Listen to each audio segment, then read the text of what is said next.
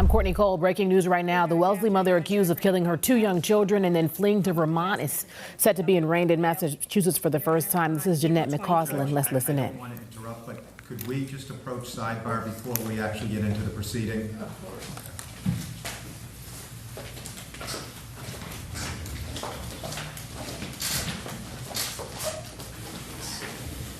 Good afternoon. This is Attorney Sack. Attorney Sack.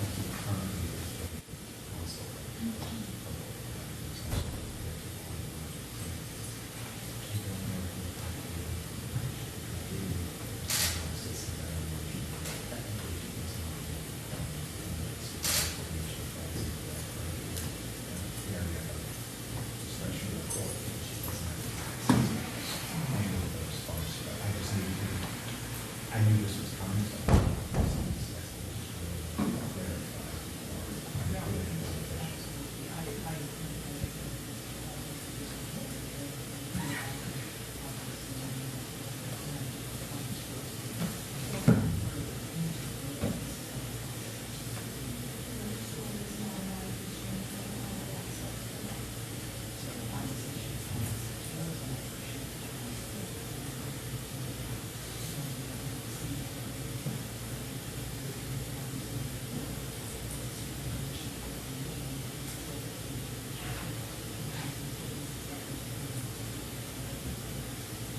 also used up to see this list of Attorney Sack the ongoing DFS access.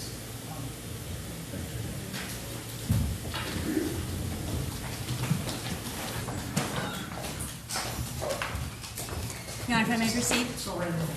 Your Honor, April 24th, 2026, at approximately 8:55 p.m., Janette MacAusland appeared at the home of her aunt, Sandra Madison, who resides in Bennington, Vermont.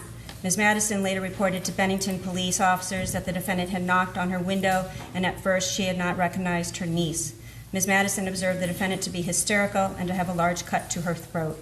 Ms. Madison brought the defendant inside and attempted to calm her down. She observed that the blood on the defendant's neck was dry. The defendant explained to her aunt that she had tried to kill herself. Ms. Madison asked the defendant where her husband was, and the defendant stated that he was at the lake. When asked where the children were, the defendant told her aunt that she had killed them. When Bennington police arrived at Ms. Madison's home, they had a further conversation with the defendant. During that conversation, the defendant confirmed to officers that she had killed her children. After confirming the defendant's residence, Bennington police contacted the Wellesley Police Department and asked that they conduct a welfare check at that home. Wellesley police responded to that location, Your Honor, and upon entering to conduct a well-being check, found 2 deceased children, 7-year-old Kai and 6-year-old Ella MacAusland. Commonwealth, again, Your Honor, is asking that the defendant be held without bail. Judge, there is at this point no opposition to that request, with the caveat that I would ask that you set it without prejudice. The reason is this. Between the date that I was notified of this case and today, the only discovery I have is a 6 or 7 page probable cause report. So I don't believe I'm in a position to fully argue bail and the questions regarding the Commonwealth's request on behalf of my client at this date. I don't know if you're aware, but I only for the first time met her approximately 20 minutes ago, so I've not even really been able to have an in-depth conversation with her. So I'd ask that you set it, but set it without prejudice. I would notify the court and the Commonwealth and file a written motion prior to just coming in and addressing bail at a future court date. All right, thank you. Bail will be without prejudice? Yes, Your Honor. I know it's also discretionary, and unfortunately the Commonwealth was not CC'd. I kind of did this last minute. There is a request on the minimus that she be sent to Chicopee, and the reason is that through my experience, both anecdotal and empirical, that they have the resources, the facilities, and they are set up for dealing with a situation with the attendant circumstances present here that might be necessary. All right, thank you.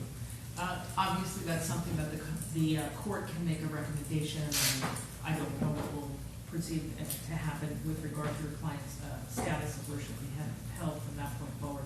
But I am going to endorse it with that recommendation. Thank you. Thank you. Ma'am, you will be held without bail. Attorney Krowski has been appointed provisionally at this time. I must advise you, should you be charged with any additional crimes while this matter is pending, your personal recognizance or bail can be revoked, and you can be held in jail with no bail for a period of up to 90 days. That warrant has been recalled, Your Honor. No fee has been assessed. Court recommends defendant will be housed at the Women's Correctional in Chicopee, Massachusetts.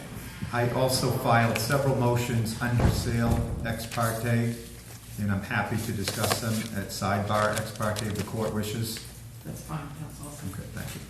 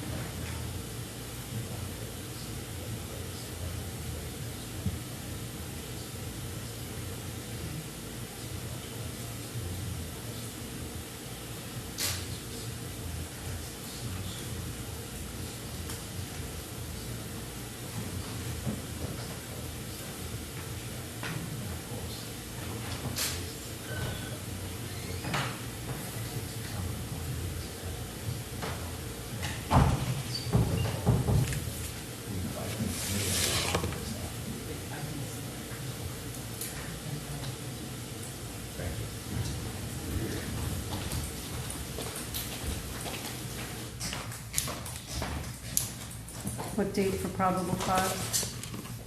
You have a rough estimate. It's gonna take some time, right? Yeah, the grand jury in this, that's sitting right now wraps at the end of June. So I anticipate this is an investigation where we have individuals coming from multi-states. So I know we're going to have some transport issues. I would anticipate that we'll be able to finish this by the end of June, but that I can put on the court's radar is when this grand jury, if I'm able to run out into issues within the grand jury, I would anticipate it would be done by the end of that time. If there's an issue, we can advance it. We'll pick a July date for probable cause hearing. How is Monday, July 13th? It's fine. Then it will be held without bail pending the probable cause hearing on Monday, July 13th. Want your client transported in? Can I notify the court prior to that date? All right, thank you. July 13th, for probable cause. Thank you. All right. Thank you, Madam Clerk. Thank you, Your Honor. If there are other matters, Mr. Marcel, clear the courtroom. Thank you. In just the last few moments here, the arraignment just wrapped up in a Dedham District Court for Janette MacAusland. This is the Wellesley mother accused of killing her 6- and 7-year-old children last month. She's facing 2 counts of first-degree murder. She will continue to be held without bail. This time it's going to be at Women's Correctional in Chicopee, Massachusetts.